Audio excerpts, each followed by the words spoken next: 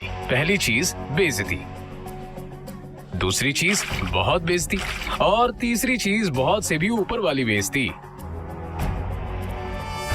और हाँ, कभी कभी वो किसी रईस को जब अपनी बीवी को एक महंगे होटल में खाना खिलाते देखता था तो वो खुद से कहता था, एक दिन अपना भी टाइम आएगा जब मैं महंगे सूट में ऐसी किसी महंगे होटल में अपनी बीवी शनाया को दर्शन के साथ खाना खिलाऊंगा। जब वो मेरे सीने से लग के एक रोमांटिक डुएट पे मेरे साथ रोमांटिक कैंडल लाइट डांस करेगी ना तो वहां बैठे सारे रईसजादों के सीने पर सांप लौटेंगे।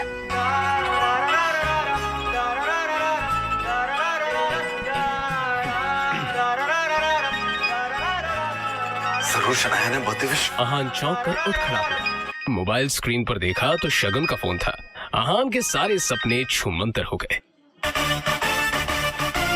शगुन आहान की बीवी शनाया की कजिन थी जो हमेशा ही आहान को नीचा दिखाने की कोशिश करती थी। मोबाइल की तरफ देखकर आहान ने बुरा सा मुंह बनाया और फिर कुछ सोचकर फोन उठा लिया। मेरे प्यारे जीजा जी, फोन नहीं उठाते आप? वो मैम। अच्छा वो सब छोड़िए, आप एक काम कीजिए, साहू ज्वेलर्स पे मेरा एक नेकलेस पड़ा है, मैंने ओनर को कॉल कर दिया है, वहाँ जाके नेकलेस कलेक्ट करके मेरे घर पे आइए। शगुन, मुझे बैंक जाना है और ये मैं बैंक जाने का तेवर किसी और को दिखाइएगा जीजा जी। वैसे भी आपको हमारे फैमिली के टुकड़ों पर ही पलना है ना? तो जितना काम कहा जा रहा है उतना कीजिए। और हाँ, नेकलेस के साथ में ओनर आपको 30,000 रुपए भी देगा, वो लेकर मेरे घर पे आ जाइए और 30,000 रुपए में से 1 रुपया भी कम नहीं होना चाहिए, समझे ना? देखो शगुन, आज तक मैंने कभी चोरी नहीं की और दूसरी बात ये कि अगर मुझ पर इतना डाउट है तो किसी नौकर को भिजवा के करवा लो। क्या है ना, बहस करने की इजाजत आपको है नहीं, तो जितना काम कहा जा रहा है उतना कीजिए। 1 घंटे के अंदर नेकलेस और पैसे लेकर मेरे घर आ जाइए। और फिर से कह रही हूँ, 30,000 रुपए में से 1 भी रुपया कम नहीं होना चाहिए। बाय। अरे है दीदी को बुलाओ यार, है दीदी।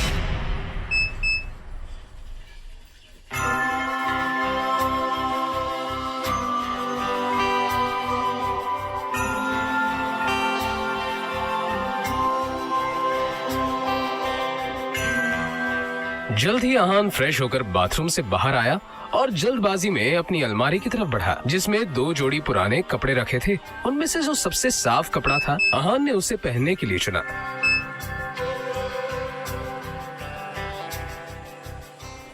तैयार होकर वो बाहर निकला और जैसे ही सामने देखा तो उसकी सांस यामिनी गिल अपनी कुछ सहेलियों के साथ रमी पार्टी में व्यस्त थी। तभी यामिनी जी की एक सहेली ने अपने सैंडल की तरफ देखकर कहा, यामिनी, ये देखो ना, तुम्हारे यहाँ आते आते ही मेरा बेल्ट टूट गया चप्पल का। अब मैं घर कैसे जाऊंगी? अरे इसमें टेंशन लेने वाली कौन सी बात है? तुम पार्टी एंजॉय करो, मैं नौकर से कह दूंगी, वो ठीक करवा कर लाएगा। ना ना, मैं नौकरों पे भरोसा नहीं करती। मेरी चप्पल महंगी है, तो एक बार टूट गई चप्पल तो मैं दोबारा पहनती नहीं हूँ। लेकिन क्या करूँ, घर भी तो जाना है ना। आहान उस तरफ से निकला ही था जब यामिनी जी की नजर उस पर पड़ गई। डोंट वरी, नौकर नहीं है, नौकर से थोड़ा ऊपर ही है, वो तुम्हारा काम अच्छे से करेगा। आहान सुनो, ये चप्पल लो और उसे ठीक करा कर लाओ। तभी यामिनी जी की सहेली ने कहा, यामिनी, ये सब काम दामाद से अच्छा नहीं लगता। अरे तुम इतना टेंशन क्यों ले रही हो? वैसे भी ऐसे ये सब काम करने में बड़ा मजा आता है। तुम लोग को भी कोई काम हो तो बता देना। दामाद है तो क्या हुआ, चप्पल भी ठीक नहीं करा सकता? कुछ तो करे, वैसे भी कुछ करता धरता तो है नहीं। ये बातें सीधा आहान के दिल पर आकर लगी, मगर अब उसे ये सब हमेशा ही सुनने की आदत हो गई थी। उसे याद था कि आज उसका बर्थडे है, मगर ये सिर्फ उसे ही याद था, बाकी किसी को भी इससे कोई मतलब नहीं था। शगुन का काम करना चाह रहा। बहस मत करो, जो काम दिया है वो करके आओ। दामाद है तो दामाद की तरह रहो। भिखारी कहीं का, पता नहीं शनाया की जिंदगी में ऐसा क्या लिखा था कि तुम जैसा निठल्ला पति मिला है उससे। और अब यामिनी जी की सहेली ने आहान को उसकी टूटी हुई सैंडल की स्ट्रैप दिखाकर कहा, ये वाली चप्पल ठीक करना है, महंगी दुकान में ठीक करवाना। समझ में आया?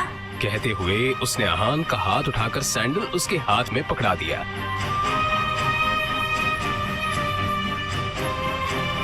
ना चाहते हुए भी आहान को यह काम करना ही पड़ रहा था।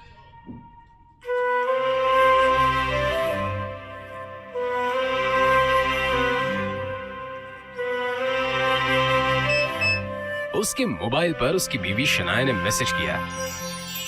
ये मैसेज पढ़ते ही आहान के होठों पर एक स्माइल आ गई और उसकी पूरे दिन की टेंशन जैसे गायब ही हो गई।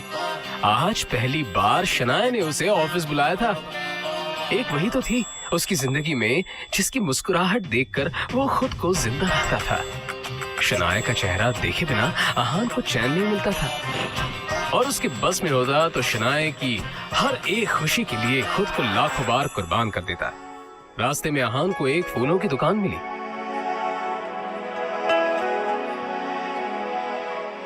और अपना पर्स निकालकर देखने लगा। उसमें सिर्फ 500 का एक नोट पड़ा हुआ था। जैसे ही आहान वापस मुड़ा तो उसे शगुन का काम और अपनी सास के दिए हुए काम याद आ गए। उसने एक नजर घूर कर उस सैंडल की तरफ देखा और कहा, माफ करना आंटीज और सासू माँ, आप लोगों को सादर प्रणाम। पर शनाया से बढ़कर मेरे लिए और कुछ नहीं है। थोड़ी सी डांट सुन लेंगे आपसे। और फिर उस पैसे से आहान ने शनाया के लिए फूलों का वो बुके ले लिया। आज वो पहली बार गिल कंस्ट्रक्शन के ऑफिस जा रहा था, जो कंपनी गिल खानदान की थी। ये सोचकर आज वो फूला नहीं समा रहा था कि वहां उसका अच्छे से स्वागत होगा कि तभी सामने से आने वाले एक आदमी से आहान टकरा गया। उसका नाम देव मल्होत्रा था। You idiot! दिखाई नहीं देता तुम्हें? पता नहीं कहां से मुंह उठाकर चले आते हैं। इस ऑफिस में तुम्हारी खड़े होने की भी औकात नहीं और ऐसे टहल रहे हैं जैसे तुम्हारी खाले जी का घर है। कौन हो तुम? शायद देव मल्होत्रा ने भी उसके बदरंग कपड़ों से उसे नौकर या ऑफिस बॉय समझ लिया था। मल्होत्रा ने एक नजर नीचे पड़े बुके की तरफ देखा और फिर उसे अपने पैरों तले कुचल के बाहर निकल गया। आहान ने अपना सर झुकाए बस उस बुके की तरफ देखा। उधर शनाया अंदर से ये नजारा देख रही थी। तभी आहान की नजर शनाया पर पड़ी तो एक पल के लिए वो अपनी बेइज्जती भूल गया और वो शनाया के केबिन में दाखिल हो गया। वो शनाया की तरफ बढ़ा। अब जाने में तो शनाया, जो हुआ मेरे साथ वो हुआ। अब तुम इतना टेंशन क्यों ले रही हो? जो बात गई वो बात गई। तभी शनाया चीखते हुए बोली, दूर हटिए, आप हमसे दूर हटिए। आप चले क्यों नहीं जाते मेरी जिंदगी से? मत बना रखिए मेरी जिंदगी। आहान को एकदम से झटका सा लगा। वो खुले मुंह से शनाया की तरफ देखता रह गया। तभी शनाया आगे बोली, पता नहीं कौन से बाबू की सजा मिल रही है मुझे। नहीं, आप चाहते हैं पापा ने हम दोनों की शादी जबरदस्ती करवाई थी, वरना आप तो कभी मेरे लायक थे ही नहीं।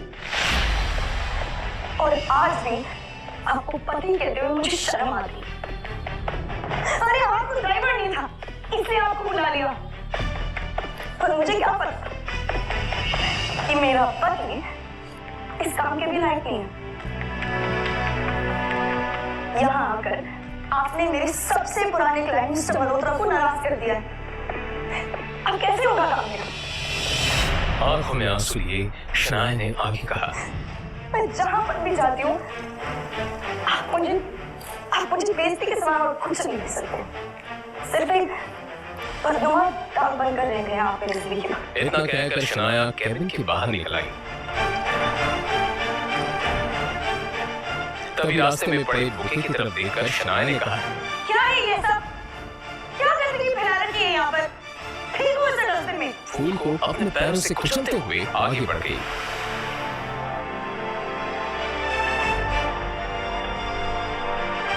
मल्होत्रा अपनी कार में बैठा पहले से शनाया का इंतजार कर रहा था। फिर आहान के सामने ही शनाया अपने क्लाइंट मल्होत्रा की कार में बैठी और बिजनेस के सिलसिले में वहीं से जा चुकी थी। तभी आहान के सामने एक काली रंग की कार आकर रुकी, जिसमें से एक अधेड़ उम्र का शख्स बाहर निकला। आहान उसे देखते ही चौंक गया, क्योंकि उसकी यहाँ आने की उम्मीद आहान को बिल्कुल नहीं थी। वो आदमी आहान के सामने आकर बोला, यंग मास्टर, एशिया की सबसे अमीर कंपनी और रायजादा ग्रुप के अरबों रुपए का बिजनेस एम्पायर आपका इंतजार कर रहा है। वक्त आ गया है कि आप आकर अपना बिजनेस संभालें। आखिर कौन है ये आदमी? अहान के साथ शनाया के इस बर्ताव का कारण क्या है? क्या है अहान की कहानी? जानने के लिए बने रहिए इस कहानी के साथ, सिर्फ और सिर्फ पॉकेट FM ऐप पर।